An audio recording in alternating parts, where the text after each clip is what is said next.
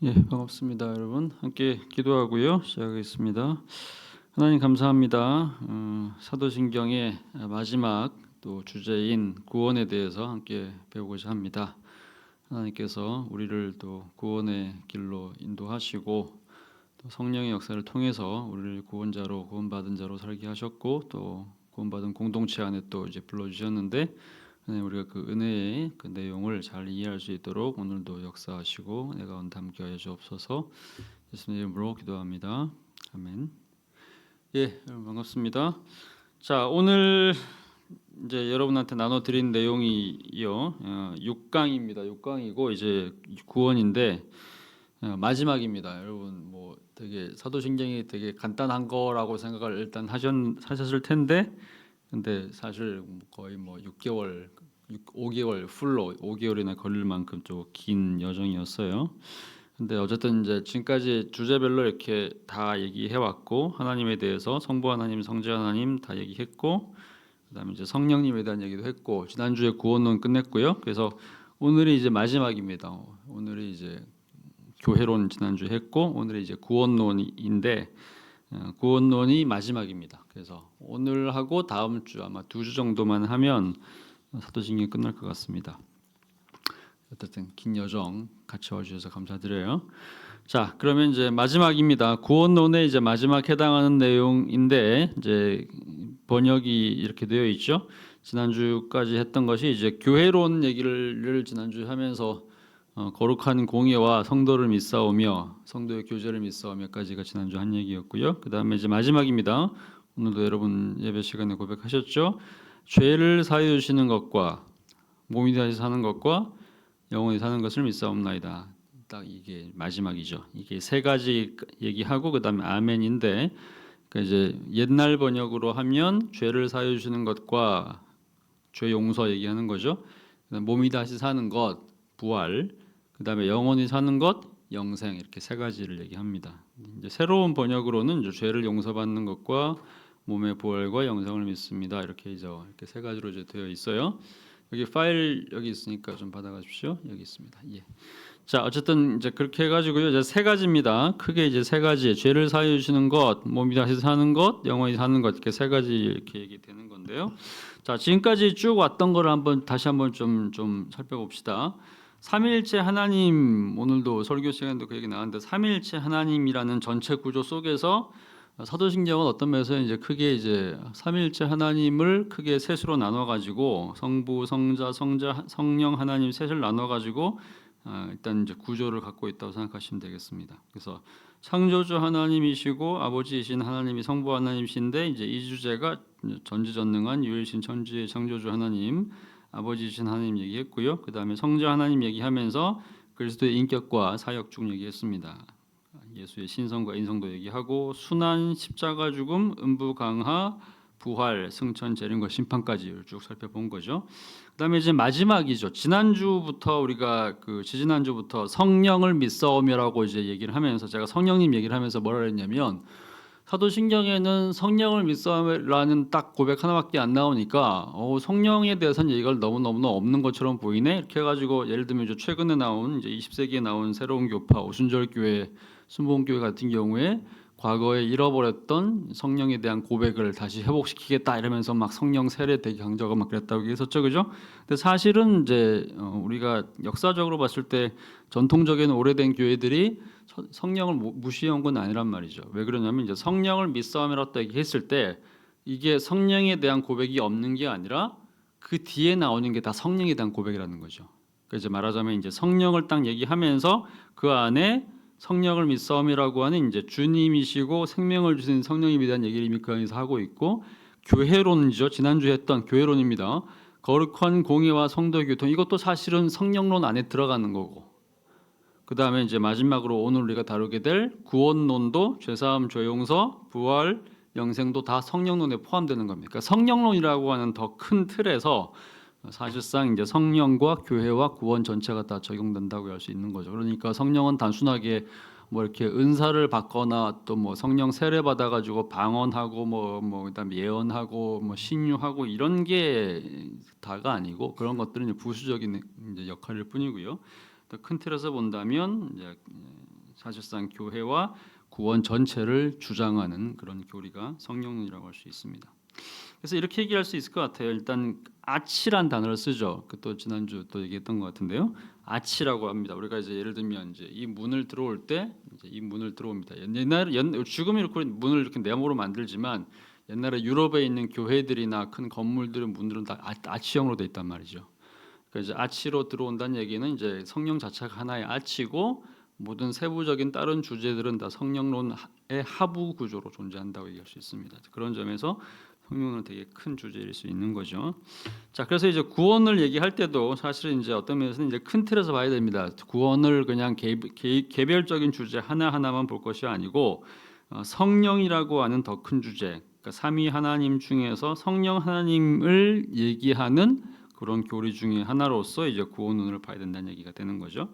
그래서 성령 하나님에 대한 신앙 고백의 하부 주제, 그러니까 그 안에서 구원론도 있고 교회론도 있다. 그러니까 결국에는 구원을 이루시는 주체, 우리 모든 개인이 다 예수를 믿어서 하나님의 자녀가 되는 모든 과정에서 절대적으로 그것을 주장하시는 분, 물론 이제 삼위 하나님이 다 역할을 하시지만 특히 구원이라는 과정을 주도하시고 주관하시고 이끌어가시고 처음부터 끝까지 이끌어가시는 분, 인도하시고 함께하시는 주관하시는 분, 그분이 바로 성령님이십니다. 그래서 이제 성령님이 되게 중요하죠. 그리고 뭐 당연히 이제 교회론도 연결되는 거죠. 구원받은 하나님의 백성들 한 사람 한 사람 개인들이 모이면 그것이 우리가 지난주에 봤던 거죠. 그게 교회가 된다고 그랬죠. 그죠? 그러니까 개인이 구원받은 개인이 모인 것이 교회이기 때문에 그런 점에서 이제 구원론과 교회론 전부 다 성령론의 이제 틀에 들어간다고 얘기할 수 있습니다.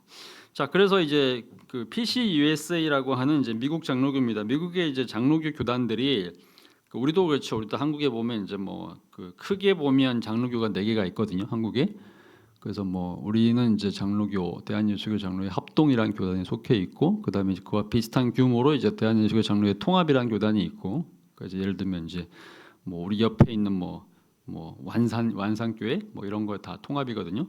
그다음에 이제 학교도 이제 제가 속해 있는 이제 광신대학교는 합동교단에 속한 학교이지만 서울에 있는 총신이고요. 그다음에 이제 장로의 신학대학 통합이고, 그다음에 이제 여기 있는 전주 한일장신이나 아니면 이제 호남신학대학 광주에 있는 거 다 통합 쪽. 그래서 2개가 있고, 그다음에 이제 기독교 장로회라고 하는 이제 또 좀 진보적인 교파가 하나가 있고요. 그다음에 또 이렇게 뭐 고신이라고 하는 부산에 있는 아주 유명한 경남 쪽에 많이 있는 아주 보수적인 교파가 하나가 있죠. 크게 이제 4개 정도가 있고, 물론 더 많이 있긴 한데요. 하여튼 이렇게 4개 있는 것처럼 미국에도 장로교가 여러 개가 있습니다. 옛날에는 이제 북장로교랑 남장로교 이렇게 노예 문제 때문에 막 싸움하고 이렇게 해가지고요. 그래서 이제 북장로교가 있었고 남장로교가 있었는데 그게 한 100년 이상 이렇게 분리돼 있었다가 1983년에 이제 통합을 합니다. 그래서 이제 지금 현재 여기 나오는 것은 이제 2개 합쳐진 미국 장로교라고 할 수 있고, 그다음에 뭐 몇 개 더 있어요. 예를 들면 뭐 이제 남장로교의 후손이었던 뭐 PCA라는 교파도 있고, 그다음에 또 이제 더 보수적인 우리 고신이랑 거의 비슷한 OPC 뭐 정통장로교 이런 것도 많이 있는데, 그런 장로교 중에서 이제 1903년에 PCUSA죠. 가장 큰 미국의 장로교 교파가 수정판을 냈죠. 이게 무슨 얘기냐면요. 웨스트민스터 신앙고백서라는 이름은 여러분들이 되게 많이 들어봤을 겁니다. 그다음에 웨스트민스터 신앙고백서가 있고, 그다음에 소요일의 문답, 대일의 문답이 있어가지고 웨스트민스터 신앙고백서를 만든 다음에 그 신앙고백서를 그 공부하는 방식으로 만들어진 그 자료가 대교리 문답, 소교리 문답이 있거든요. 옛날에는 요리 문답이라 해가지고 이게 도대체 뭐냐, 이게 요리 레시피 얘기하는 거냐, 막 이렇게 얘기하는데 그게 아니고 요리는 이제 교리를 요약했다는 얘기가 되는 거죠. 근데 대교리 문답은 주로 어른들을 위해서 이제 묻고 답하는 형태로 되어 있는 것이고, 소교리 문답은 주로 이렇게 어린 아이들을 위해서 이렇게 하는 건데, 이제 거기서 제일 유명한 소교리 문답의 이제 일문일장이 일문답과 이제 일문답이 뭐 인간의 가장 중요한 창조된 목적이 무엇이냐 물어보면 이제 하나님을 즐거워하고 영원토록 이제 그를 뭐 영화롭게 하고 그를 영원토록 즐거워하는 것, 이게 되게 유명한 얘기잖아요, 그죠? 어쨌든 간에 이제 그게 웨스트민스터 신앙고백서인데, 그 웨스트민스터 신앙고백서 안에 이게 17세기죠. 그러니까 1630년대에 만들어진 신앙고백서인데, 여기에 성령에 대한 고백이 강조된 그런 문구가 없어요. 그러니까 이제 아까 얘기했던 것처럼 그러니까 이제 장로교는 성령 무시하는 거 아니냐 막 이렇게 얘기를 하면서 그러니까 예를 들면 이제 순복음교회가 20세기에 등장하면서 야 지금까지 역사적인 장로교 이를 봐라 교리 되게 강조한다고 얘기해놓고 성령 얘기도 안 하네 이러면서 막 비판한단 말이죠.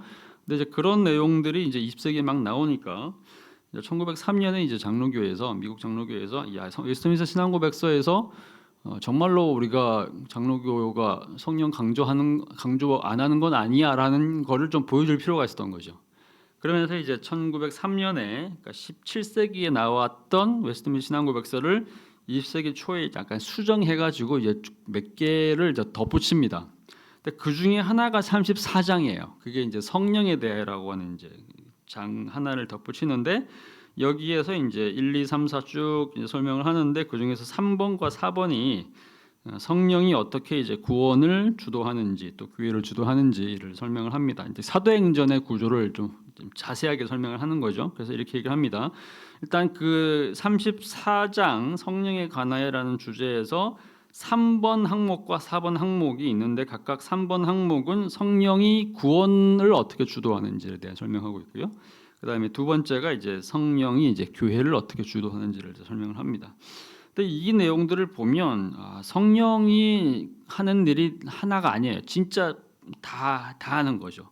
성령과 구원 얘기할 때 이렇게 합니다.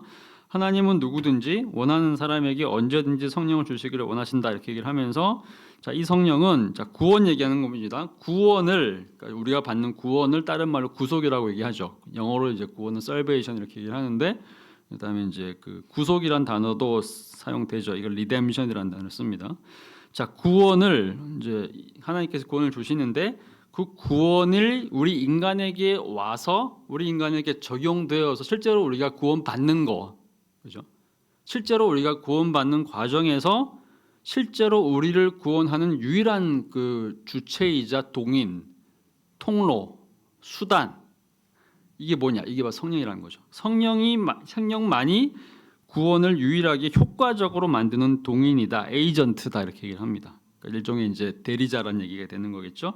그러니까 구원은 물론 하나님이 주시는 것이고 구원의 대상자는 예수님이죠. 그러니까 예수님을 통해서 우리가 구원받는 건데 우리가 하나님이 주신 그 구원을 우리가 예수님을 믿어서 받는 건데 그 구원이 실제로 우리 안에 이르도록 우리 안에 적용되도록 이끄시는 주체가 누구냐 이겁니다. 그게 바로 성령이라는 거죠. 유일하신 성령이라고 하는 거죠. 그래서 그 유일하신 성령이 어떻게 하는 거냐 몇 가지 나오죠. 구원의 여러 가지 주제들이 있어요. 예를 들면 그의 은혜로 우리를 중생하게 만든다. 그러니까 구원 얘기할 때 우리가 구원이라는 큰 단어 안에 중생이 들어가죠, 그죠? 중생은 이제 거듭났다는 얘기가 되는 거죠. 그다음 죄를 시인하게 한다. 그러니까 우리가 죄인이라는 사실을 우리 스스로 인정하게 하는 거. 그다음에 회개하도록 하고 그러니까 죄를 회개하는 것도 구원의 일부인 거죠. 그다음에 믿음을 가져야지 구원을 받을 수가 있는데 믿음이란 것이 생기도록 그러니까 예수님에 대한 믿음이 생기도록 도와주는 것도 누가 하는 거다? 성령이 하시는 거다. 그다음에 모든 신자들을 그리스도에게 연합시키시고 그러니까 사도 바울의 수많은 편지의 글들을 보면 in Christ 그리스도 안에서라는 단어가 되게 많이 나오거든요. 이거를 이제 그 헬라어 그리스어로는 이제 en 크리스토 이렇게 얘기를 하는데 그리스도 안에서라는 단어가 되게 많이 나오는데 이것이 말하자면 연합을 얘기하는 겁니다. 우리가 예수님을 믿으면 그냥 예수님 그냥 단순하게 이제 멀리 있는 예수님 믿고 마는 것이 아니라 그리스도와 우리가 하나가 되는 거죠. 그래서 이제 연합이라는 단어를 쓰는 것이고 그다음에 이제 그렇게 예수님을 믿으면 성령께서 우리 안에 오신단 말이죠. 그걸 내주라 그러죠. 그리고 우리가 또 그렇게 해서 예수님 믿게 되면 우리는 하나님께서 우리를 예수님이 하나님의 자녀 아들이신 것처럼 유일한 아들이신데 우리가 예수님과 비슷하게 그러니까 예수님이 갖고 있는 그 아들이라는 지위를 우리도 승계받게 되는 거죠. 그걸 입양이라고 얘기를 합니다. 그다음에 이제 입양하게 되고 그다음에 이제 우리가 기도까지 하게 되고 그다음에 이제 우리가 모든 선한 일을 할 수 있도록 선행을 행할 수 있는 능력도 누가 주시는 거냐면 성령께서 주시는 것이고 자 이렇게 해가지고 이제 우리가 중생하고 회개하고 구원받아서 하나님의 자녀된 우리가 계속해서 이제 이 땅에 살아 있는 동안에 이제 예수 믿고 바로 천국 가고 그냥 이 땅이 끝나가지고 뭐 그때 바로 천국 가고 이런 거 아니잖아요. 살아 있는 동안에 우리 계속 거룩해져야 된단 말이죠. 그거를 성화라고 합니다. 점점 거룩해져 가는 과정. 그러니까 그 성화도 성령께서 주관하시고 마지막으로 이제 인치심입니다. 이제 끝까지 그 우리가 구원받은 그 은혜를 누리고 유지하면서 끝까지 거룩해 줄 수 있도록 우리를 붙드시는 과정, 그걸 견인이라고 얘기를 합니다. 좀 어려운 단어이죠. 끝까지 견뎌내서 이끌어낸다는 얘기죠. 이끌고 이제 인내하도록 만드는 것이 견인이라는 얘기를 하는 거죠. 그다음에 그러고 나서 이제 마지막으로 우리가 만약에 소위 이제 구원을 완성하게 되고 그다음에 이제 가장 영광스러운 상태에 이르죠. 이걸 뭐라 그러죠? 이걸 영화라고 합니다. 성화의 마지막 단계가 영화거든요. 그러니까 우리가 구원받은 바로 그 순간부터 시작해서 마지막으로 이제 영화될 때까지 이 모든 과정들 단어 하나 쭉쭉 나오잖아요. 그죠? 중생, 죄에 대한 시인, 회개, 믿음, 연합, 내주, 입양, 기도, 그다음에 선행, 그다음에 성화, 마지막으로 영화까지 이 모든 과정을 누가 주관하신다? 성령께서 하신다는 겁니다. 그러니까 성령께서 이제 구원의 전체를 다 책임진다는 얘기죠. 그럼 구원만 끝나는 것이 아니란 얘기죠. 제가 오늘 아까 얘기했던 것처럼 사도신경에 나오는 성령론은 말하자면 이제 교회론과 구원론의 모체단 얘기를 했죠. 아치란 얘기를 했단 말이죠. 그러니까 그러면 금방 구원의 모든 주제를 다 이끄시는 분이 성령님이면 그럼 교회에 대한 주제도 모든 것을 다 이끄시는 분은 누구다? 성령님이라는 얘기를 하는 거죠. 자, 그래서 이제 그 다음 내용이 나오는 겁니다. 성령이 내주함으로써 모든 신자는 이제 각각 모든 신자는 먼저 머리이신 그리스도에게 강하게 연합되어서 그리스도의 몸이신 교회 안에서 서로 연합이 된다. 이거 교회론 지난주에 제가 설명하면서 지체 관련해서 얘기했던 거 기억하시죠? 이제 교회는 하나의 몸이다 이겁니다. 몸. 그 머리이신 그리스도가 이제 있으시고 뇌, 머리. 그다음에 이제 우리 모두는 각각의 이제 손과 발과 뭐 다리와 발가락이랑 모든 종류의 장기들 이렇게 하면서 우리 한 사람 한 사람들이 말하자면 이제 다 그리스도의 몸 안에 있는 지체인 건데 이것을 이제 주도하시는 것도 역시 성령님이시라는 얘기죠. 왜냐하면 이제 각각의 구원받은 신자들이 그리스도의 몸 안에서 이제 하나가 되는 것이 이제 교회인 거니까 공동체라는 얘기죠. 자, 그래서 이제 성령님께서 어떻게 하시는 거냐? 교육자들을 부르시고 부른다는 얘기죠. 콜링이죠. 소명이죠. 그다음에 거룩한 일을 위해서 기름 부어 주신다. 이제 어노인팅. 그다음에 그들의 거룩한 일을 위하여 교회 안에서의 모든 다른 직책을 위한 자격을 준다. 퀄리피케이션. 그러니까 이제 뭐 목사들이나 이런 소위 이제 말씀을 맡은 사람한테만 그런 역할을 주는 것이 아니라 모든 일반 신자들, 소위 이제 평신도라고 부르는 모든 신자들 한 사람 한 사람들한테 각각의 자기가 할 수 있는 역할을 부여를 하신다는 얘기죠. 이제 퀄리피케이션입니다. 그다음에 각각의 회원들에게 여러 가지 은사와 은총을 부여해 주신다. 그러니까 모두가 다 은사가 다 다르죠. 말씀을 맡은 목사들은 말씀을 전하는 역할을 하는 거지만 이외에 수많은 사역자들이 꼭 목사가 아닌 분들도 교사로서 또 뭐 집사로서 봉사자로서 여러 영역에서 역할들 하지 않습니까? 그래서 이 모든 것들을 다 하게 만드는 것도 역시 성령이시고 그다음에 이제 교회를 보존하고요. 그다음에 페이지 넘어갑니다. 그러니까 이것도 프리저베이션이죠. 그러니까 개인 신자가 신앙을 잃어버리지 않도록 끝까지 지키는 견인도 하시지만 동시에 공동체인 교회가 그 신앙을 잃어버리지 않고 끝까지 버텨내도록 인도하시고 이끄는 것도 역시나 하나님이시 이제 성령께서 하시는 겁니다. 그다음 술을 늘리시고 신자들의 이제 술을 늘린다는 얘기죠. 그다음에 퓨리파이 순화시키다가 점점 이제 시간이 갈수록 또 이제 세상이 더 악해질수록 교회가 타락할 수밖에 없는데 그런 상황에서도 교회를 끝까지 이제 순결하게 지키도록 이제 만드는 것도 성령이시라는 얘기입니다. 그리고 마지막 때에 하나님 앞에서 완전히 거룩하게 만드는 것. 그러니까 이거 딱 생각해 보세요. 우리가 한 개인이 예수를 딱 믿고 나서 그때부터 중생한 신자가 여러 단계를 거쳐가지고 성화를 계속해서 경험하고 그 다음에 성화를 통해서 거룩해지면서 신앙을 잃지 않고 버티도록 만들고 마지막까지 영화시키는 게 하나님 성령께서 하신 일이었던 거죠. 근데 이것을 하나의 개인이 그렇다고 한다면 그 개인들이 모여 있는 것이 교회라고 한다면 그 교회도 마찬가지로 성령께서 각 개인한테 하는 역할을 똑같이 부여하신단 말이죠. 그래서 교회 구원받은 개인들이 모인 공동체가 몸, 그리스도의 몸 이것이 교회라고 한다면 그렇게 해서 구원받은 교회가 계속해서 성화되어 가고 그 다음에 또 이제 인내하면서 이제 신앙을 지켜내고 마지막으로 이제 완전하게 될 때까지 지키는 것도 역시나 성령님이시다. 그러니까 이제 개인으로서의 신자들의 구원뿐만 아니라 개인이 모여 있는 교회의 완전한 구원까지도 이끌어내시는 분이 누구시다? 그게 바로 성령이십니다. 얘기를 하는 겁니다. 자, 그래서 이제 성령의 역사를 통해서 이루어지는 구원의 다양한 이제 증거들, 이제 이 얘기를 좀 하려고 합니다. 자, 여기 나온 단어가 이제 우리가 봤던 단어들이 좀 있습니다. 그래서 여기 보시면 우리가 금방 읽은 그 사도신경에는 그냥 딱 세 가지만 얘기하고 있어요. 아주 이제 사도신경 자체는 워낙에 간단한 문서이기 때문에 구원의 아주 다양한 측면들이 많이 있는데 이것을 다양하게 설명하지 않고 딱 세 가지로만 설명해요. 그게 이제 죄용서, 그다음에 이제 몸의 부활, 영생 이렇게 얘기를 합니다. 그러니까 이제 뭐 죄용서, 몸의 부활, 영생 이 딱 세 가지만 가지고 얘기를 하는데 사실은 금방 얘기했던 것처럼 성령의 역사를 통해서 우리가 구원받는다고 했을 때 구원의 얼굴이 되게 다양합니다. 구원은 굉장히 포괄적인 용어예요.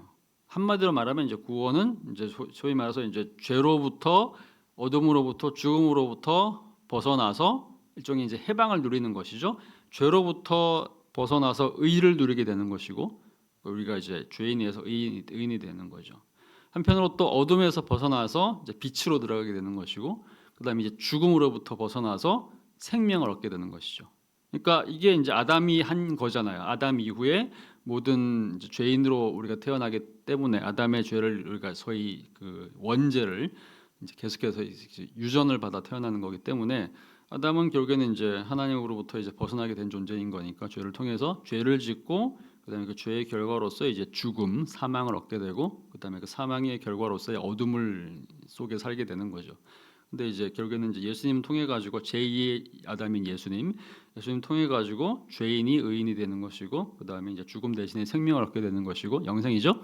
그다음에 이제 당연히 이제 생명을 얻게 되니까 빛으로 들어오게 되는 거죠. 이 세 가지가 이제 기본적인 그 내용인 건데 이 세 가지를 아주 간단하게 이제 설명하는 것이 사도행전입니다. 그런데 실제로는 이제 구원이 되게 다양하다는 얘기죠. 성경은 굉장히 구원에 대해서 굉장히 다양한 용어로 설명을 합니다. 자, 일단 이제 구원받았다고 얘기했을 때 우리가 제일 많이 사용한 단어가 너 거듭났느냐, 너 중생했느냐라는 단어를 쓰죠. 거듭났느냐. 그러니까 한마디로 말하면 구원은 태어나는 건데 어떻게 태어난다는 얘기죠? 중생은 한 번 더 한다는 얘기죠. 중복이라는 얘기잖아요. 그러니까 다시 태어난다는 얘기를 하는 겁니다. 그다음에 이제 이거를 다른 말로 이제 성경은 중생이라는 단어도 사용하지만 쉬운 말로 표현하면 이제 거듭나는 거죠. born again 우리가 제일 많이 쓰는 표현이죠. born again. born again이라고 하는 다시 태어남을 좀 한자로 쓰면 그것이 중생이 되고요. 또 어떨 때는 이제 어떤 책이나 또는 이제 과거의 역사에서 어떤 그 교회의 역사에 중요한 어떤 설교자들은 이걸 신생이라는 단어로 사용하기도 했어요. 그게 무슨 얘기죠? 뭐 새롭게 태어난다는 얘기 되는 거예요. 그러니까 새롭게 태어나는 거라든지 뭐 중생이라든지 거듭난 사실은 다 같은 얘기 아닙니까? 그러니까 이제 그 얘기를 하는 거죠. 그래서 일단 성령님은 우리를 구원시키는데 구원의 내용 중에 중생이 있고 거듭남이 있고 신생이 있습니다. 디모데가 아니고요. 디도서 3장 5절 이렇게 나옵니다. 우리를 구원하시는데 어떻게 구원하시는 거냐? 우리가 행한 바 의로운 행위로 말미암지 않고 오직 그의 긍휼하심을 따라서 구원 받는 방식을 얘기를 하면서 우리 행위로 구원받는 게 아니라 그분이 우리를 불쌍히 여겨서 우리가 구원받게 되는 거다. 그런데 이제 결과가 뭐냐? 중생의 씻음이 있다는 얘기죠. 구원의 결과 중생으로 새롭게 태어남으로써 죄를 씻는 과정이 여기 들어가는 것이고 그다음에 성령의 새롭게 하심 신생이죠, 그죠? 이제 거듭났다는 얘기입니다. 성령 어떻게 하시는 그러니까 주체가 누구라는 얘기죠? 성령이 한다는 얘기죠. 성령께서 우리를 중생으로 씻게 만들고 그다음에 새롭게 하셨다. 이게 디도서 3장 5절에 나오죠. 그러니까 지금 이제 핵심으로 보는 건 우리가 성령이라는 단어가 여기 나오나 안 되나 이렇게 보고 있는 거예요. 자, 그다음에 요한복음 3장 5절 예수께서 대답하시되 진실로 내게 이르노니 니고데모가 와서 물어본 겁니다. 사람이 어떻게 하면 구원받겠습니까? 그래서 뭐 네가 거듭나야 된다 그랬더니 어떻게 거듭날 수 있습니까? 뭐 그러면 부모 뱃속에 들어갔다가 다시 태어난단 말입니까? 라고 이제 물어봤던 거죠. 그랬더니 이제 예수님께서 뭐라고 얘기를 하냐면 부모 뱃속에 그러니까 엄마의 뱃속에 다시 들어났다가 태어나는 것이 아니라 네가 물과 성령으로 나지 아니하면 하나님 들어갈 수 없다. 그러니까 이제 두 가지 얘기하는 거죠. 그러니까 말하자면 두 가지 세례를 받는 얘기를 하는 겁니다. 물이란 얘기는 물 세례 얘기하는 것이고요. 그다음에 성령은 이제 당연히 이제 성령으로 인한 세례를 얘기하는 거죠. 그러니까 이제 그러면 이제 물 세례를 받으면 구원받는 거냐? 물세례 받으면 세례 받아요? 아무것도 안 믿는데 물세례만 받으면 구원받는 건가요? 그건 아니죠, 그죠? 물세례는 이제 말하자면 이제 이 사람이 예수를 믿는다는 표징으로 주는 거니까 그 사람이 이제 나는 예수 믿어요. 예수님께서 나를 위해 죽으셨어요.라고 하는 사실을 시인한 사람, 그러니까 이미 구원받은 사람이죠. 그 사람은 뭘로 이미 세례를 받은 거냐면 이미 성령으로 세례를 받은 거죠, 그죠? 근데 그 성령으로 세례 받은 그 사람에게 교회에서 당신은 구원받은 사람인 것을 우리가 인증합니다라고 일종의 표를 붙여주는 거죠. 그게 뭐죠? 그게 바로 물세례인 거죠. 물세례는 일종의 이제 그 물세례 자체가 구원받는 능력이 있는 것은 아니고 물세례는 이제 일종의 이제 교회 도장 찍어주는 결과 같은 거라고 얘기할 수 있겠어요. 어떤간 핵심은 뭐냐면 이제 성령으로 나는 겁니다. 성령으로 인해서 다시 태어난다는 거죠. 그게 요한복음 3장에서 니고데모한테 했던 얘기가 되겠죠. 자, 그다음에 이제 성령의 역사를 통해서 이루어지는 또 하나의 구원의 요소는 이제 회개가 있습니다. 그러니까 중생이라는 역사, 소위 이제 신생 거듭남이 일어나려면 일종의 전제가 있잖아요. 그게 뭐죠? 내가 죄인이라는 사실을 시인해야 되는 거죠.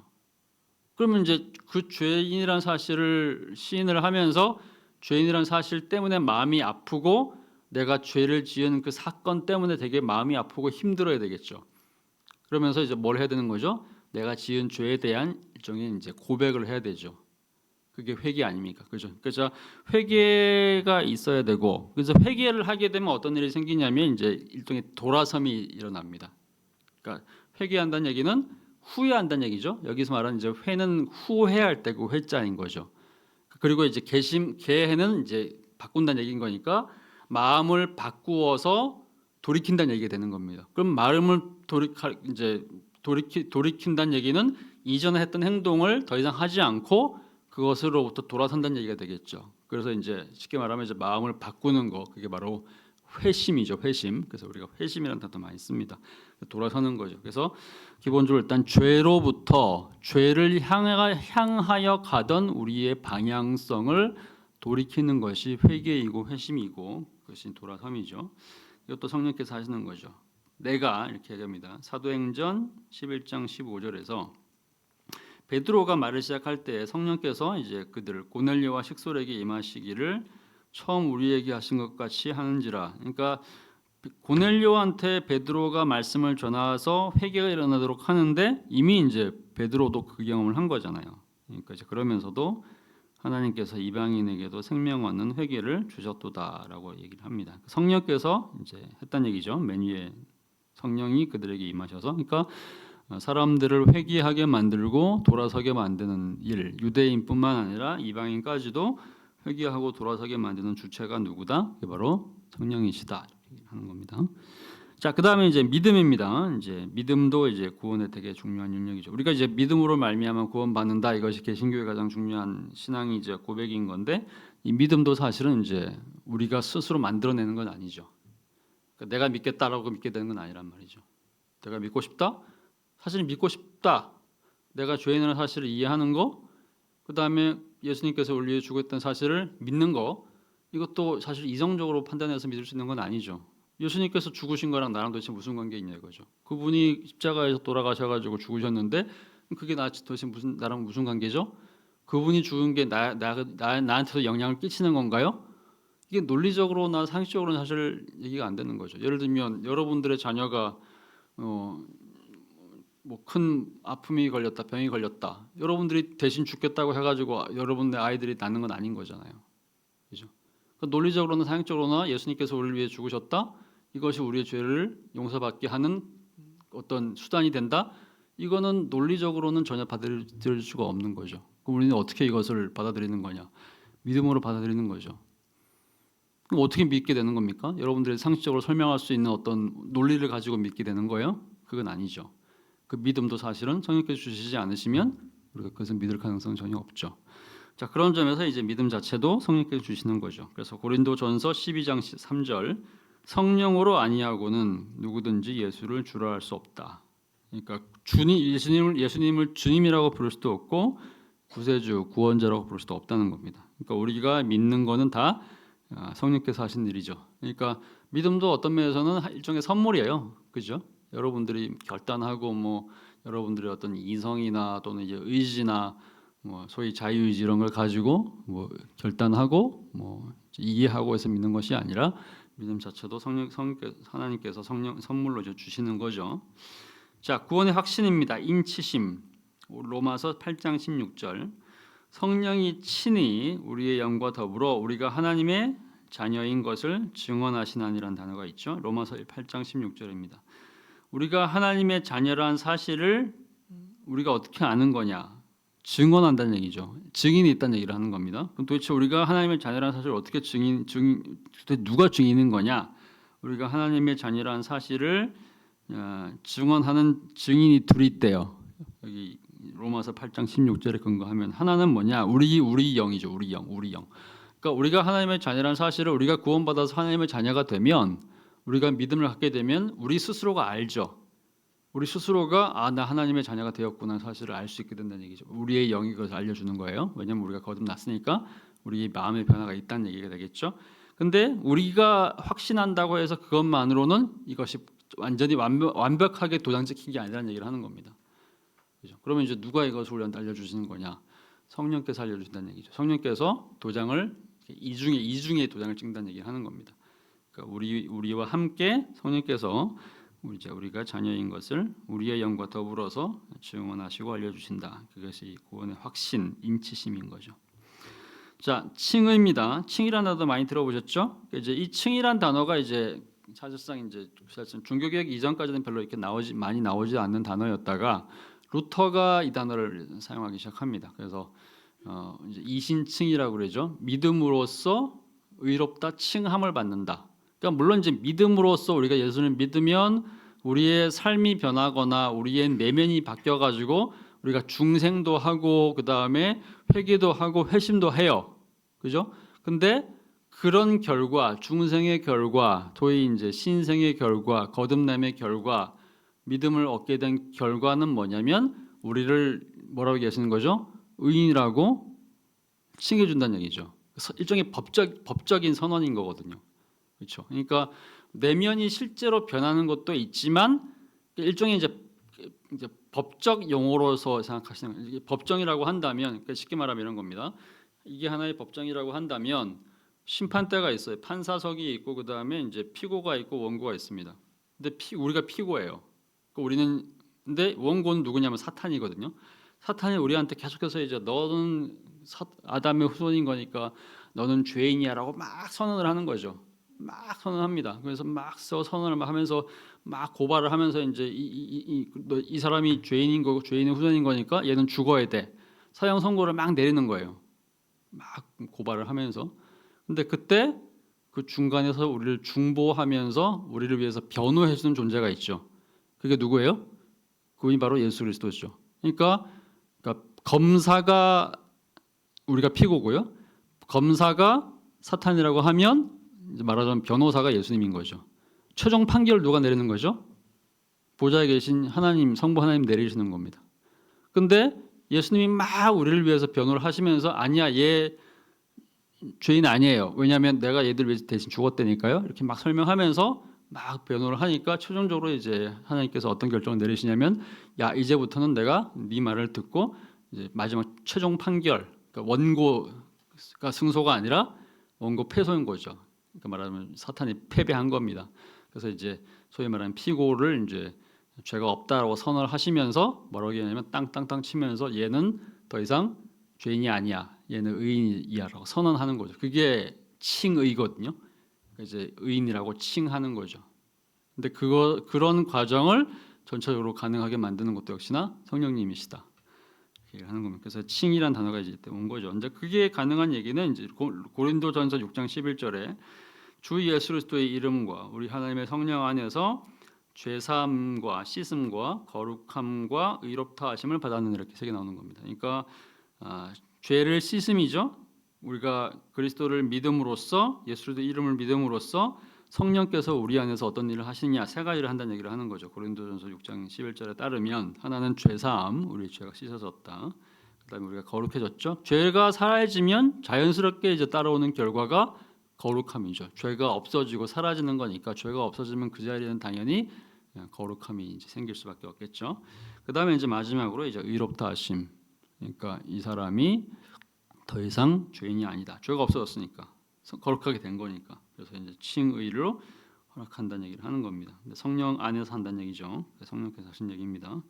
자, 그다음에 이단은 이게 되게 또 재밌고 또 중요한 얘기죠. 입양이란 것이 있죠. 양자 이렇게 얘기합니다. 이제 갈라디아서 4장 4절에서 이제 6절까지 보면 때가 참에 하나님이 그 아들을 보내서 여자에게서 나게 하시고 율법 아래에 나게 하신 것은 율법 아래에 있는 자들을 속량하시고 우리로 아들의 명분을 얻게 하려 하심이라. 너희가 아들이므로 하나님이 그 아들의 영을 우리 마음 가운데 보내서 아빠 아버지라 부르게 하셨느니라. 갈라디아서 4장이고요. 더 유명한 구절은 그 다음 거죠. 너희는 다시 무서워하는 종의 영을 받지 아니하고 양자의 영을 받았으므로 우리가 아빠 아버지라고 부르시니라. 우리가 이제 하나님을 아버지라고 부를 수 있게 됐다는 얘기가 되는 겁니다. 그 이전까지는 이제 우리는 말하자면 죄의 종이었거든요. 그래서 뭐 이미 여러 차례 얘기했지만 이제 아담의 후손으로 태어난 우리는 죄의 말하자면 노예였던 겁니다. 그럼 이제 죄인일 뿐만 아니라 죄의 법의 아래에서 시달리고 있었는데 율법이 그것을 계속해서 정했던 거죠. 야, 율법을 니네가 제대로 지키지 못했으니까 너희는 죄인이야. 그 너희는 죄인인데 그 율법이라는 강력한 우리를 정죄하는, 그러니까 사탄과 율법이 우리를 동시에 정죄를 한 거죠.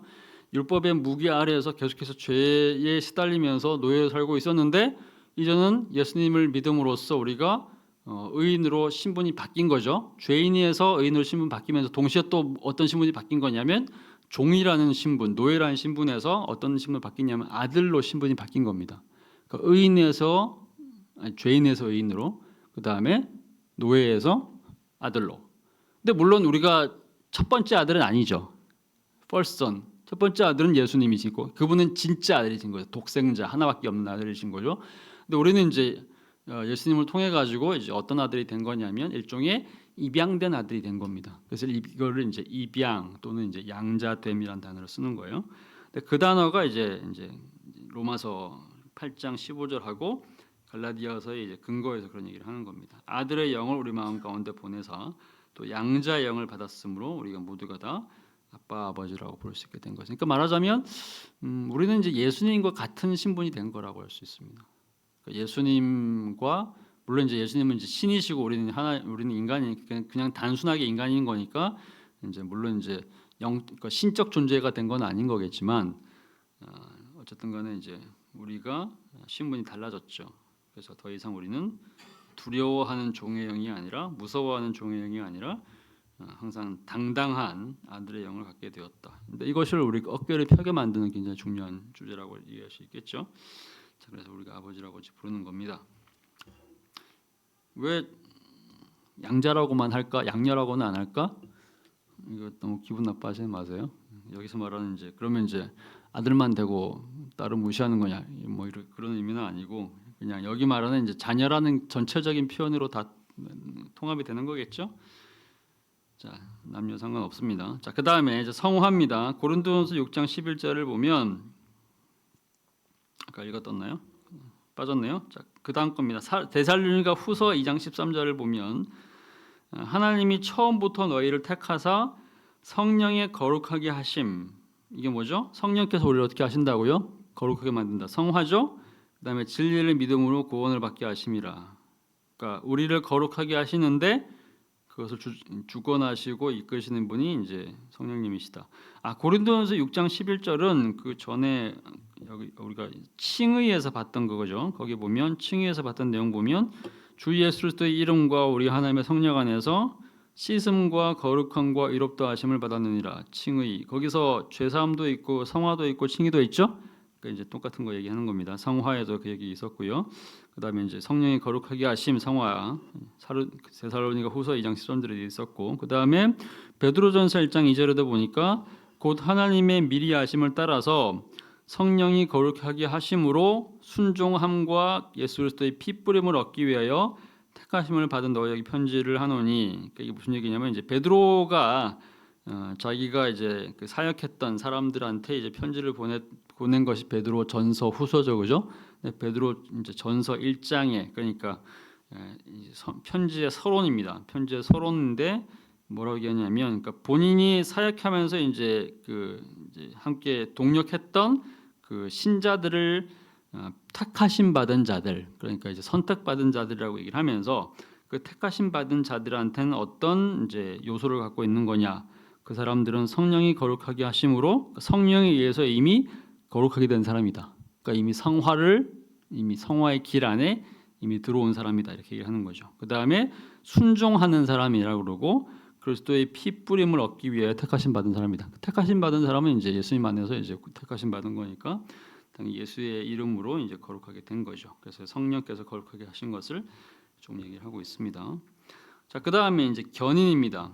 보증, 인내, 영화라는 거죠. 그러니까 이거 무슨 얘기냐면 하나님의 성령을 거룩하게 근심하게 하지 말라. 그 안에서 너희가 구원의 날까지 인치심 받았느니라. 에베소서 4장 30절. 그러니까 우리가 예수를 믿으면 자연스럽게 이제 지금까지 봤던 것처럼 이제 우리가 예수를 믿는 순간 믿음 자체도 성령이 이제 일종의 이제 선물인 건데 어쨌든 간에 믿는 순간 우리가 이제 칭의도 얻게 되고 중생도 얻게 되고 회개도 하게 되고 회심도 하게 되고 그다음에 성화도 이제 일단 시작을 한 거죠. 그런데 문제는 뭐냐? 그러면 우리가 예수님 믿고 난 그 이후에 우리가 내내 죄를 안 짓는 건가? 우리가 그러면 죽을 때까지 죄 안 짓고 한번 딱 예수 믿고 나면 그 다음부터 완벽하게 딱 깨끗해진 상태로 완전 중생한 상태, 완전 회심한 상태로 전혀 죄를 안 짓고 끝까지 갈 수 있는 건가? 그렇진 않잖아요. 중간중간 죄를 지을 거란 말이죠. 그러면 우리가 죄를 지으면 우리가 이미 얻었던 예수님 믿음으로써 얻었던 그래서 얻었던 그 의인이라는 신분을 상실하는 건가? 그럼 다시 죄인 된 거면 그럼 우리는 다시 구원 못 받는 건가? 아니면 죄를 지으면 다시 죄인 됐다가 또 예수님을 한 번 더 믿으면 또 의인 되는 거고 또 죄를 지으면 또 죄인인 거고 또 예수님 한 번 더 믿으면 또 의인 되고 그러면 예수님 믿을 때는 죽으면 천국 가는 거지만 죄를 지었을 때 죽으면 그럼 나 지옥 가는 건가? 이렇게 물어볼 수 있잖아요. 어린 아이들도 그렇게 많이 물어보죠. 그럼 제가 지금 죄를 짓고 있으면 제가 지금 죽으면 전 지옥 가는 건가요? 이렇게 물어볼 수 있단 말이죠. 그렇죠? 근데 뭐라고 얘기하냐면 그렇지 않다고 얘기하는 거죠. 물론 이제 우리가 중간중간마다 수많은 죄를 지을 수는 있지만 기본적으로 우리의 신분 자체는 바뀌지 않습니다. 우리가 의인이 됐다는 사실, 그리스도를 믿는 그 믿음 자체는 우리 안에 있다고 하면 우리가 믿으면서도 죄를 지을 수 있잖아요. 우리가 의인이면서 의인이라는 칭함을 받은 상태에서 회심한 상태에서 중생한 상태에 있지만 그죠? 그럼에도 불구하고 여전히 우리가 죄를 지을 수 있죠. 그러니까 우리의 신분 자체는 변하지 않는다는 겁니다. 근데 성령께서 그럼 하시는 역할은 뭐냐? 우리가 중간중간 수많은 죄를 짓는다고 하더라도 그 죄를 끊임없이 다시 되새김질하면서 다시 회개하고 돌아서면 다시 우리를 받아주신다는 그 구원의 보증이 있단 말이죠. 그 보증을 성령께서 유지하신다는 얘기를 하는 겁니다. 그러니까 이제 우리가 기본적으로 의인이 되었고 우리가 자녀가 되었기 때문에 중간중간 짓는 죄 자체가 우리를 지옥에 가게 만들지는 않습니다. 근데 우리가 진짜 하나님의 자녀라고 한다면 그 죄에 대해서 애통하는 마음이 있을 것이고 회개를 할 수밖에 없게 되겠죠. 그러니까 이제 끝까지 이제 보증을 한다는 얘기가 되는 거죠. 그러니까 우리에게 자녀가 있는데 아들이 있고 딸이 있는데 그 딸이 이런저런 죄를 지었다, 나쁜 짓을 했다, 부모를 심지어 거역했다, 심지어는 부모를 고래장하듯이 갖다 버렸다. 그렇다고 해서 자녀의 신분 자체가 사라지는 건 아니잖아요. 법적으로는 여전히 자녀란 말이죠. 그러니까 여전히 자녀인 겁니다. 재산 상속권도 여전히 있어요, 그죠? 그렇지만 회개하고 돌아올 일이 있겠죠. 근데 그것을 회개하도록 도와주고 계속해서 그 신분을 유지하도록 도와주시는 분이 성령님이시기 때문에 그걸 우리가 뭐라고 얘기하냐면 그것을 바로 이제 보증이란 단어를 쓰는 거죠. 또는 이제 인내란 단어를 쓰기도 하고 견인이란 단어를 쓰기도 합니다. 이렇게 해가지고 끝날 때까지 소위 영화에 이를 때까지 우리를 지키시고 보존하시는 것이 성령님이시다 이렇게 하는 겁니다. 에베소서 1장 13절에서도 그래서 그 안에서 너희도 진리의 말씀 곧 너희의 구원의 복음을 듣고 그 안에서 또한 믿어서 약속의 성령으로 인치심 받았느니라. 그러니까 우리를 말하자면 일종의 이제 도장을 찍은 거잖아요. 우리가 자녀가 딱 태어났을 때 우리가 딱 이제 동사무소에 가가지고 이 자녀가 이제 얘가 내 자녀라고 딱 이제 신분 그 서약을 하면 소위 이제 출생 신고를 하면 그때부터 우리 가족 증명서 안에 우리 자녀들이 들어오는 거잖아요. 그죠? 그런 법적으로 이미 정해진 거란 말이죠. 그 아이가 개인적으로 이런저런 잘못을 한다고 해서 그 신분 자체가 사라지지는 않습니다. 그런 것처럼 우리도 하나님의 자녀가 된 그 사실 자체가 변하지는 않습니다. 그죠? 물론 이제 중간중간마다 죄를 짓기도 하겠지만 결국에는 이제 돌아오는 것도 기다려 주시죠. 근데 기다려 주시는 과정에서도 성령께서 계속해서 그 과정 자체를 간섭하시고 끝까지 이제 보존하신다고 일할 수밖에 없겠죠. 그것이 이제 인침이라는 과정, 그다음에 보증과 인내하고 영화하는 겁니다. 이건 되게 긴 과정이겠죠. 자, 그다음에 이제 역시 또 내주입니다.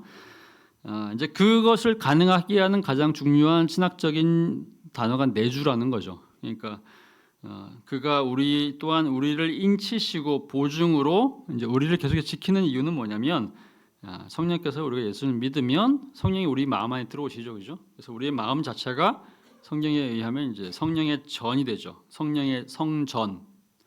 그러니까 구약 시대의 성전은 사라졌죠. 구약 시대에는 이제 말하자면 그 솔로몬이 지은 그 성전, 건물로서의 성전이 있었어요. 그죠? 근데 예수님께서 뭐라고 말씀하시냐면 내가 성전을 다 허물어 버리고 3일 만에 다시 세운다 얘기했단 말이죠. 그러니까 바리새인들이 열받아 가지고 도대체 네가 뭔데 성전을 세우니 많이 이렇게 하느냐, 신성모독하고 막 비난했단 말이죠. 그때 예수님께서 하셨던 얘기는 결국에는 이제 성전, 눈에 보이는 건물로서의 성전은 사라지지만 말하자면 이제 진짜 성전인 예수님의 몸, 그죠? 이걸 3일 만에 부활한다는 얘기를 예언을 하신 거죠. 그래서 3일 만에 부활하시는 그 몸으로 다시 부활하신 것을 이미 증명을 하셨고, 그러고 난 이후에 이제 그분께서 3일 만에 부활하신 이후에 그 몸은 하늘로 올라가시고, 그죠? 승천해서 올라가셨단 말이죠. 우리 배운 거죠. 그 다음에 이제 성령을 다시 보내시면서 보혜사 성령이 각각 이제 임하셔가지고 나를 믿는 이제 너희들 마음 안에 들어오실 것이다 이렇게 합니다. 그때 이후부터는 사실상 말하자면 이제 성령께서 우리 마음 안에 오셨기 때문에 우리 개인 한 사람 한 사람들이 다 성전이 된 거잖아요. 우리 자체가 다 성전이 되신 거죠. 그러니까 우리 안에 이제 성전이 있고 성령은 당연히 성전의 주인은 당연히 성령님이신 거니까 우리 안에 있는 성령님께서 우리로 하여금 죄를 짓지 않도록, 그 다음에 믿음을 이제 떠나지 않도록, 죄인으로 돌아가지 않도록, 또 계속해서 절망해서 나락에서 헤매지 않도록 끊임없이 이제 도움을 주시고 위로하시는 분으로서 존재를 하시는 거죠. 그래서 우리가 성령님을 이제 뭐라고 부르냐면 보혜사라고 하잖아요, 그죠? 근데 보혜사란 말은 좀 어려운 단어인데, 뭐 혜택을 베풀고 이제 뭐 돌보시고 뭐 이런 거 생각하기 쉬운데 뭐 그 얘기 맞는 얘기죠. 근데 영어로 이해하시면 사실은 더 좋은 것 같아요. 카운셀러 이렇게 되거든요. 카운셀러. 성령께서는 이제 보혜사 성령은 말하면 카운셀러이신 분이시죠. 그러니까 이제 항상 우리 안에 계시면서 이제 우리가 이제 뭐 외부의 어떤 뭐 특별한 그 상담자들이 이제 필요할 때가 있죠. 그래서 이제 그때마다 이제 위기가 있을 때마다 그런 분들의 도움을 받지만 성령님은 우리 안에 계시면서 그냥 24시간 365일 내내 우리를 이제 말하자면 이제 상담하시고 우리한테 위로를 주시죠. 근데 그분들 계시기 때문에 근데 그분의 하시는 역할은 말하자면 이제 우리를 위로하시는 것을 넘어서서 우리로 하여금 이제 구원을 유지하도록 죄를 짓지 않도록 그래서 이제 우리의 의인이라는 신분을 또 이제 아들이라는 신분을 계속해서 유지하고 당당하게 살아갈 수 있도록 우리를 도와주시는 분, 그분이 바로 성령님이시죠. 자, 그런 점에서 이제 그분은 우리를 끝까지 지키시는 분이라고 얘기하는 겁니다. 자, 그래서 이제 이렇게 해가지고 결국 어디까지 가는 거냐? 성령이 우리 안에 들어오시면, 아까 얘기했던 것처럼 말하자면 이제 수많은 구원의 역사가 이제 동시에 어떤 면에서 거의 동시에 일어난 거죠. 그러니까 중생이 일어난 동시에, 그러니까 믿음을 갖게 되면 동시에 죄를 회개하게 될 것이고, 죄를 회개하게 되면 자연스럽게 돌아서게 될 것이고, 돌아서면 자연스럽게 거듭나게 될 것이고, 거듭나면 자연스럽게 마음도 변하게 되겠죠? 그죠? 그래서 이 모든 것들은 사실상 어떻게 되는 거죠? 거의 동시에 일어나는 겁니다. 그러니까 이게 순서가 있는 것은 아니고 거의 동시적으로 나는 겁니다. 심지어는 과정이라고 하는 성화마저도 이미 우리가 중생되고 회개하고 믿음을 갖게 될 때 이미 성화 자체가 시작이 돼요. 그러니까 이미 우리가 거룩해진 거죠. 왜냐하면 죄를 씻음 받았고 죄를 사함 받았고 그 다음에 이제 죄로부터 떠나게 된 거니까 1차적으로 그러면 이제 이미 성화가 일어난 거잖아요. 그 성화도 사실은 그때 시작이 된 거거든요.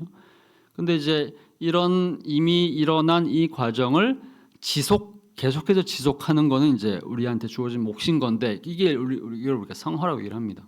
그리고 그 성화를 완성하고 마지막에 이른 단계를 우리가 영화라고 얘기를 하는 거죠. 그래서 이제 기본적으로 일단 이런 것들이 이제 그래서 이제 그 다음 나오는 단어가 이제 그런 단어라고 얘기할 수 있습니다. 이제 이것만 하고 마무리할게요. 자, 구원의 서정이라는 단어가 있는데 이게 좀 어려운 단어입니다. 그러니까 다른 말로 구원의 순서 이런 단어라고 할 수 있습니다. 구원의 순서라고 이제 쓴 단어인데 라틴어로 이제 오르도 살루티스라고 얘기를 해요. 근데 이 단어가 이제 왜 나왔냐면 구원의 서정, 구원의 순서 이 단어가 왜 나왔냐면 그 교회 역사에서 이런 그 구원론에 대한 구원론 신학이 이제 등장을 하고 난 이후에 성경을 보니까 금방 우리가 봤던 것처럼 구원의 요소가 되게 많더라 이거예요. 구원인데 그냥 우리가 그냥 단순하게 늘 구원받았다만 얘기를 하는데 구원이라는 단어 안에서 뭐 구속도 있고 믿음도 있고 중생도 있고 회개도 있고 그다음에 뭐 회심도 있고 그다음에 양자도 있고 성화도 있고 있더라 이거예요. 영화도 있더라 이거예요. 그러니까 이 성경이 되게 많이 실제로 나오잖아요. 되게 다양한 단어를 사용해가지고 바울이나 베드로 같은 사람들 설명을 한단 말이죠. 그러면 이게 서로 다 다른 건가? 이게 혹시 순서가 있는 건가? 그래서 순서가 정확하게 딱 정해져 있어가지고 먼저 딱 예정이 딱 있다. 예를 들면 이제 뭐 칼뱅주의자들 우리 같은 장로교 칼뱅주의는 예정을 믿는 거니까 믿음이 있기 전에 먼저 예정부터 있었다 이렇게 한 다음에 그 다음부터 이제 믿음, 뭐 회개, 뭐 순서 쫙 정해가지고 이제 그 다음에 마지막에 중생이 있고 그 다음에 성화가 있고 그 다음에 영화 이런 식으로 설명하려고 해서 봤더니 성경 전체가 그렇게 설명하지 않더라는 거예요. 그러니까 이게 있고 나면 그러니까 믿음이 있고 나면 그 다음에 회개가 있고 회개가 있으면 그 다음에 회심이 있고 회심이 있으면 그 다음에 중생이 있고 이런 식으로 된 것이 아니라 이 모든 과정이 사실상 거의 동시적으로 일어나는 것처럼 설명하더라. 왜냐하면 우리가 지금까지 봤던 구절들처럼 한 구절 안에 서너 가지 단어들이 같이 들어있죠. 중생이란 단어, 뭐 그다음에 성화란 단어, 그다음에 또 이렇게 칭이란 단어 막 같이 막 뒤섞여 있죠, 그죠? 그러니까 무슨 얘기냐면 구원이라고 하는 것이 이게 순서대로 쭉 이렇게 직선으로 나는 게 아니라는 얘기죠. 거의 뭐 둥글다는 얘기입니다. 쉽게 말하면 일종의 둥근 것처럼 돼가지고 요소들이 다양한데 이것이 그냥 동시다발적으로 일어난다는 얘기를 하는 겁니다. 그러니까 이 순서를 얘기할 때는 이제 이 설명을 하면서 단어를 설명하는데 이 오르도 살루트러스라고 하는 이 단어는 그러니까 시간적으로 이거 다음 이거 다음 이거 다음 이거 이런 얘기가 아니고 설명하기 위해서 말하자면 순서를 정한 거죠. 그렇게 보니까 그럼 시간적으로 본다면 선택이 제일 빠르겠네. 만약에 선택이란 것이 있다면 칼뱅주의자들이나 소위 장로교 칼뱅을 따르는 사람들은 예정을 믿기 때문에 이 모든 과정이 앞서가지고 하나님께서 이제 믿을 사람을 구원받을 사람을 정한다는 믿음이 있던 신학이 있죠. 이거를 믿는 진영에서는 선택을 물론 제 앞에 둘 겁니다. 뭐 감리교 같은 경우는 이런 거 안 믿거든요. 그러면 이제 이게 필요 없이 그냥 이제 부르심부터 시작하겠죠. 그래서 이제 예를 들면 순서적으로 봤을 때 뭐 선택 그다음에 이제 부르심, 중생, 회심, 믿음, 회개 같이 들어가고 칭의, 그다음에 입양, 양자, 성화, 견인, 영화 이렇게 가는 것이 논리적으로 맞겠네라고 설명하는 거죠. 그러니까 설명을 하기 위해서 이런 단어를 사용하는 거지만 사실은 어떤 면에서는 이제 선택을 제외한다면 부르심부터 거의 성화까지는 거의 동시적으로 일어난다고 생각하셔야 돼요. 이해가 되시죠? 그러니까 이제 시간적인 순서라기보다는 논리적으로 우리가 설명하기 위해서 이 단어들을 사용해서 설명할 때 이런 순서로 설명하면 되게 좋다라는 의미에서 이제 오르도 살루티스, 그러니까 구원의 순서, 구원의 서정 이렇게 설명하면 될 것 같고 이거를 뭐 굳이 시간적 순서로 설명할 필요는 없습니다. 시간이라는 개념도 그래요. 우리가 이제 하나님에 대해서 설명을 그랬지만 우리한테는 시간이 필요해요. 그죠? 우리는 시간 안에 사는 존재잖아요. 그죠? 우리는 시간 안에 사는 존재이기 때문에 우리는 모든 것을 시간 단위로 설명하고 이해하려고 노력을 합니다. 그런데 시간도 하나님이 창조하신 거죠. 하나님은 천지의 창조주시기 때문에 말하자면 이제 모든 우주에 존재하는 모든 것들의 창조주라고 한다면 시간 자체도 하나님이 창조하셨기 때문에 그러니까 우리가 뭐 예수님에 대해서도 얘기할 때도 어떻게 성자가 성부랑 같은 존재일 수 있는 거냐 그 얘기했었죠. 성부가 있고 성자가 있으면 아버지가 있고 나서 그 다음에 아들이 있는 거 아니냐. 그러니까 성자는 성부보다 못한 거 아닌 거냐. 그럼 삼일체가 아닌 거네? 이렇게 우리는 이해한단 말이죠. 왜냐하면 우리는 항상 시간 순으로 생각을 하는 거니까. 그런데 하나님이 만약 시간과 공간 자체를 창조하셨다고 한다면, 그러면 시간을 창조하시는 하나님은 시간을 초월하시는 거죠. 그러면 그분한테는 성부와 성자에 대한 우리식의 시간차가 없단 말이죠. 맞죠? 그래서 영원이라는 단어를 쓰는 거예요. 영원이라는 단어. 오늘 목사님도 설교하시면서 삼일체는 설명하려고 하면 설명할 수가 없어요. 뭐 이렇게 얘기했잖아요. 설명하면 이단이 될 가능성이 되게 높단 말이죠. 이제 그런 것처럼. 그러니까 이제 이것도 마찬가지입니다. 구원도 우리 입장에서 설명하기 위해서 시간 순서를 정해가지고 예정과 그다음에 뭐 부르심과 중생과 회심과 믿음, 칭의, 입양, 성화, 견인, 영화 쫙 얘기를 하는데 사실은 이것도 사실은 하나님 입장에서 봤을 때는 시간 바깥에서 일어나는 거죠. 그러니까 우리가 굳이 이것을 시간 순서로 이해할 필요가 없다는 겁니다. 왜냐하면 하나님께서 하시는 그 일 안에는 더 큰 거기 때문에. 그러니까 우리한테야 뭐 이렇게 10년, 뭐 1년 이게 다 긴 시간, 짧은 시간 뭐 이런 거지만 하나님한테는 시간의 상대적인 개념도 없는 거 아닙니까? 상대성 이론이 사실 그런 거잖아요, 그죠? 그러니까 우리한테는 이제 그냥 너무 이렇게 굉장히 중요한 문제일 수 있지만 하나님 입장에서는 그러니까 소위 우리가 천문학적이라는 단어를 쓸 때 우리가 상상할 수 없는 단어를 사용할 때 천문학이라는 단어를 쓰거든요. 우리한테는 도무지 그냥 계산조차 안 되는 단어 얘기할 때 천문학적 단어를 쓰죠. 이게 천문학이라는 얘기는 우주학을 얘기하는 거죠. 근데 그 우주 자체도 하나님께서 만드신 거라고 한다면 우리한테 되게 중요한 어떤 시자적, 시간적 개념이라고 하는 것이 하나님한테는 진짜 아무것도 아닌 게 된단 말이죠. 그죠? 그러니까 이제 그런 종류의 어떤 이해를 우리가 한다면 구원이라는 것도 사실상 굉장히 이제 광범위한 영역 속에서 일어난 일이다 생각할 수 있고, 어쨌든 성경 자체를 통해서 이제 이만큼 설명을 하고 있기 때문에 우리가 이제 성경의 이 틀 안에서 사실 이제 구원을 이해하려고 노력하는 것이고 그렇다는 얘기가 되는 거죠. 자, 어쨌든 여기까지 일단 정리하려고 하고요. 자, 그래서 다음 주는 이제 마지막 시간인 건데, 그러면 우리가 지금 얘기했던 이 구원에 대한 성경 여러 가지 가르침을 사도신경은 그냥 단순하게 딱 세 가지만 설명한다 그랬죠, 그죠? 이것이 이제 세 가지가 뭐죠? 죄사함과 몸의 부활과 영생 딱 세 가지를 설명하는데, 그러니까 쉽게 말하면 이제 사도신경은 되게 짧게 저희 압축된 문서이기 때문에 이제 나중에 이제 사도신경은 8세기 문서고 그다음에 웨스트민스터 신앙고백서는 이제 17세기 문서니까 이미 웨스트민스터만 하더라도 이 사도신경에 비해서 이미 한 7, 800년 이후의 문서인 거죠. 그러니까 많은 설명을 하려고 해서 이제 이만큼 온 거였는데 사실은 사도신경은 좀 더 간략하게 설명하고 있다는 겁니다. 근데 이제 그걸 우리가 이해를 하려면 이제 이 정도 설명 사실 좀 필요하다고 얘기할 수 있겠죠. 자, 그래서 다음 주에 이제 마지막으로 이제 이 지금까지 했던 얘기를 다시 좀 반복해서 하면서 정리를 좀 하고 사도신경에서 말하는 세 가지 키워드가 어떻게 이제 지금까지 했던 설명과 연결되는지를 마지막으로 다루면서 사도신경 자체를 다음 주에 진짜 마무리하도록 그렇게 하겠습니다. 이해되시죠? 자, 여기까지 하겠습니다. 혹시 질문 있을까요?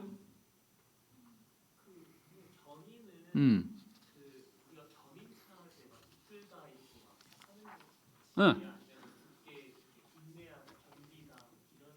둘 다가 있어요. 둘 다 있어요. 한자가 견이라는 얘기는 이제 그 견인차 할 때 바로 그 단어 써요. 바로 그 단어 쓰는데 한편으로 이제 영어 단어로는 이게 그 펄시비언스라 그래가지고 이게 이제 보존의 개념이 거기 들어 있습니다. 그러니까 우리가 이미 받은 구원이 있죠, 그죠? 이미 받은 성화 이전에 쭉 이렇게 받은 금방 얘기했던 뭐 중생과 회개와 회심과 이 모든 것들이 있는데 그 구원을 하나님께서 끝까지 보존하시고 말하자면 하나님께 끌고 가시는 거죠. 견인차는 끌고 가시면서, 그러니까 쉽게 말하면 이제 구원의 주체가 누구냐에 따라서도 우리의 구원이 보장되느냐 아니면 상실되느냐가 좀 달라집니다. 무슨 얘기냐면 만약에 우리의 구원 자체가 하나님께서 이미 정하신 거다. 예를 들면 어떤 사람을 하나님께서 구원하시기로 정하셨다, 예정하셨다고 쳐요. 그러면 하나님께서 예정하셨으면 하나님은 변하지 않는 분이잖아요. 그러면 그 구원은 끝까지 갈 거 아닙니까? 그러니까 예정을 믿으면 견인을 믿을 수밖에 없어요. 왜냐하면 하나님은 끝까지 끌고 가는 거니까. 근데 만약에 예정을 믿지 않고 믿음도 내가 선택하는 거다, 내가 자유의지로 믿음 선택하는 거다, 이게 감리교식 신앙 고백이거든요. 그러면 믿음을 내가 선택하는 거라면 내 의지는 하나님의 의지랑은 다르죠. 그러면 우리가 중간중간에 우리의 의지가 약해지면서 믿음을 버릴 수도 있게 되는 거죠. 그러면 어떻게 되는 거죠? 견인 자체가 사라지는 거죠. 하나님의 견인이 아니라 우리가 스스로 견뎌내야 되는 거니까. 근데 우리는 약하니까 잃어버릴 수 있는 거죠. 그래서 이제 실제로 가르치는 게 다릅니다. 그러니까 전체적인 틀은 비슷한데, 그래서 장로교나 칼병주의 이제 개혁교회 진영에서는 우리가 이제 신앙을 잃어버리지 않는다고 하는 견인을 되게 강조를 하는데, 왜냐하면 하나님께서 이미 정하셨으니까. 결국 구원은 하나님께 달린 거니까. 근데 이제 우리가 선택하고 믿음이 우리가 선택해서 이루어진 것이라고 한다면 결국에는 이제 믿음을 잃어버릴 가능성도 되게 높아지는 거죠. 왜냐하면 우리가 스스로 선택해야 되는 거니까. 그것도 역시나. 물론 그런 경우에 왔다 갔다 할 수 있겠죠. 이제 그런 점에서 이제 감리교에서는 상대적으로 견인을 좀 덜 강조하는 그런 입장으로 보시면 되겠죠.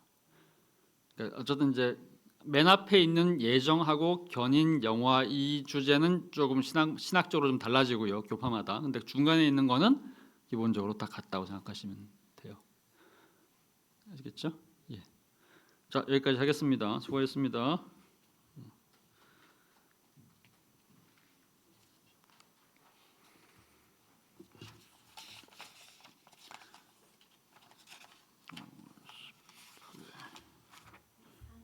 예.